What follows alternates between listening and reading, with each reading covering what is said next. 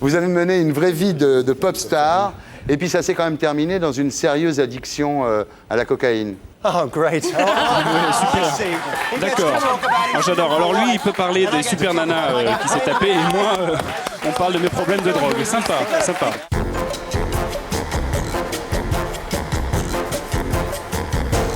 Simon Lebon et John Taylor, bonsoir, merci d'être avec nous. Alors, vous revenez après 20 ans de silence discographique ensemble. Bien sûr, il y a eu des morceaux séparément, 2 par 2, 3 par 3, mais c'est la première fois aujourd'hui, depuis 20 ans, que le groupe se reforme complètement. Et nous en sommes très heureux. Merci d'être là. Yeah. Thank you. I gotta say, Je tiens à dire que c'est effectivement, si nous sommes réunis, c'est pour un excellent public qui est ici réuni. Alors, ce qu'il faut savoir, c'est que Duran Duran a vendu 70 millions d'albums. C'était une véritable Duran Duran mania à l'époque, hein, des deux côtés de l'Atlantique. Et comme on a appelé les Beatles les Fab Four, on a appelé les Duran Duran les Five Fabs. Voilà, donc c'était vraiment énorme. Pourquoi ça s'est arrêté, Simon?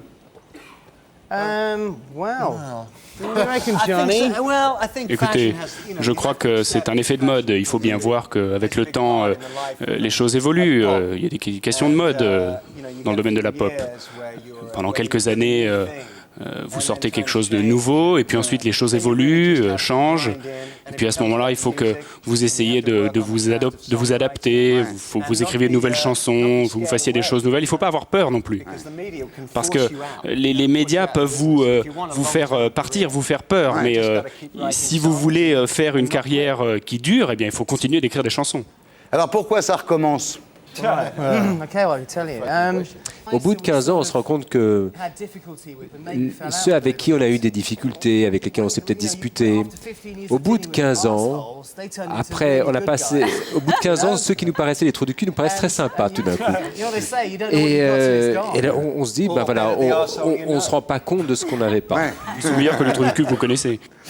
Alors, ce qu'il faut dire aussi, c'est que vous avez fêté l'anniversaire des 25 ans de Duran Duran et que vous avez eu un tel accueil. C'était sold out et à des prix très chers, 900 € la place. Et vous vous êtes dit, c'est peut-être le moment d'y retourner finalement. Ah oui, à ce prix-là. Ouais. 900 € la place. Oui, enfin, c'est des choses, des occasions qui se présentent assez rarement dans une vie. Et si on n'avait pas saisi cette occasion, il aurait fallu attendre 10 ans de plus. Le nom Duran Duran vient d'un personnage de Barbarella, le film de Roger Vadim. Et c'est très marrant parce que quand vous avez commencé à jouer à Birmingham, vous jouiez dans un club qui s'appelait le Barbarella. Oui. Bon, Barbarella, c'était un club hyper connu à Birmingham. Et c'était quelque chose qui était particulièrement populaire pendant la période punk, quand on était gamin. Mais un soir, effectivement, le film Barbarella est passé à la télé et on cherchait un nom pour notre groupe. Et à l'époque, tous les groupes avaient un nom comme les Clash, les Sex Pistols, les Damned, etc. Et on s'est dit, Duran Duran, c'est différent. Et puis ensuite, quand on est venu en France, les gens nous ont dit, pourquoi est-ce que vous n'êtes pas appelé Smith Smith ou John John Dupont. Dupont. Oui, absolument. C'est un super nom, hein, Duran Duran. Non mais c'est vrai, hein, c'est un truc, tu peux pas l'oublier. Pour moi, 2 Durand à la même table, c'est beaucoup. Quoi. Ça c'est vrai, oui. Même Guillaume, il n'aurait pas supporté. Oui. Alors vous êtes marié depuis 20 ans. Avec une femme sublime, qui est une des plus jolies femmes du monde, un mannequin top modèle des années 80 qui s'appelle Yasmine Parvaneh. Un jour, le magazine Rolling Stone américain vous a posé la question « Pourquoi les rockstars épousent-ils des top modèles ?» Et vous avez répondu « Parce qu'ils peuvent. Ouais. » Et il a ajouté, c'est la même réponse qu'à la question « Pourquoi les chiens se lèchent-ils les couilles ?»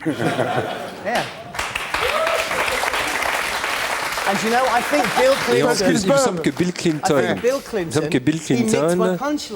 il m'avait piqué ma chute, ma blague, parce que quelqu'un lui avait dit « Mais Monsieur le Président, pourquoi vous êtes fait faire une pipe dans la Maison Blanche ?» Et la réponse « Parce que je pouvais. » Bon, voilà.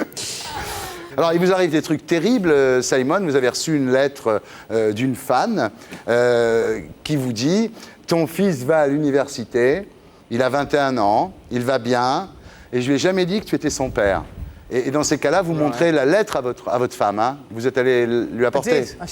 Oui, j'ai montré la lettre, absolument, j'ai rien à lui cacher. Il faut être clair sur des trucs comme ça. Mais enfin, quand même, c'était, disons, une surprise, une situation assez curieuse, parce que bon, c'était une lettre complètement anonyme. D'ailleurs, je ne sais pas si c'est un canard ou si c'est la vérité, j'en sais rien. Hein. En tout cas, c'est une belle histoire. You will never know. Alors, John, vous êtes le fondateur du groupe. Vous aussi, vous êtes sorti avec de très beaux top modèles. Hein. Vous avez mené une vraie vie de pop star. Et puis, ça s'est quand même terminé dans une sérieuse addiction à la cocaïne. Oh, great. Super. D'accord. Ah, j'adore. Alors lui, il peut parler des super nanas qui s'est tapé, et moi, on parle de mes problèmes de drogue. Sympa, sympa. Quel a été le meilleur moment dans votre vie de pop star?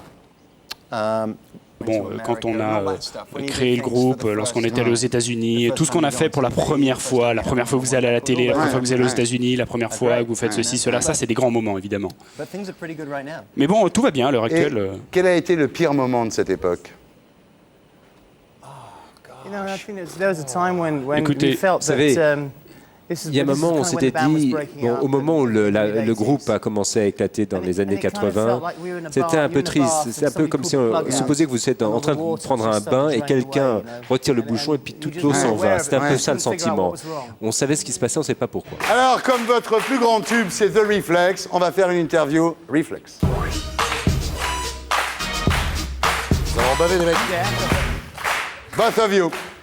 Votre premier réflexe après avoir fait l'amour? Turn off the TV. On éteint la télé.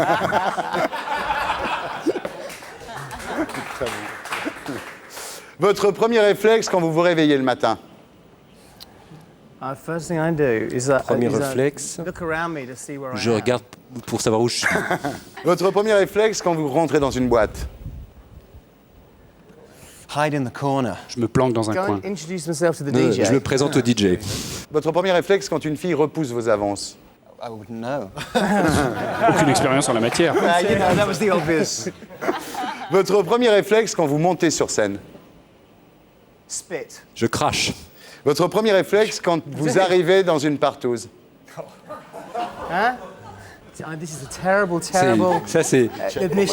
Comment reconnaître une chose pareille? J'aimerais bien avoir une belle réponse, mais je n'ai jamais assisté à une partouze de ma vie. No, I haven't either. Moi non We're plus. English, you know. Bah, on est anglais, vous savez. C'est pour ça. Yeah. We haven't had orgies since the Romans. Donc, il n'y a pas eu de partouze depuis les Romains. Une orgie dans ton froc, il y a une orgie là-dedans. Votre premier réflexe quand vous touchez un gros chèque? Give it to the wife. On donne à notre femme. Votre premier réflexe quand on vous propose de la drogue? He's over there. Il suffit de dire, bah, il est là. Votre premier réflexe quand on vous dit que votre dernier album est le meilleur? We would get into a very long conversation with the person that On said peut se it. lancer dans une conversation vraiment très aboutie avec la personne qui a On peut dit commencer ça. la pour dire, conversation est-ce que maintenant, on pourrait en parler de vous cette êtes particulièrement... Parlez-moi de votre piste favorite, par exemple. Alors Ariel, vous êtes contente? Ah oui, oui, c'est formidable. Ouais. Ah oui, oui, moi je trouve que c'était une tellement bonne idée. La seule chose où je suis restée perplexe, c'est pourquoi 900 €? Parce que c'était une charité ou quoi? Ça m'étonne cette histoire.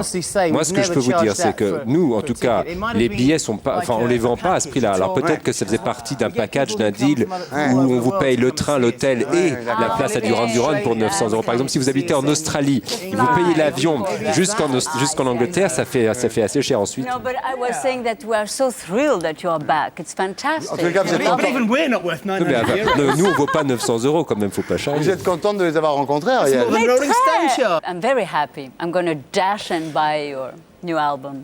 Definitely. Actually, how much do you charge for your Combien show? vous faites pour participer à vos Well, for you, spectacles? it's free.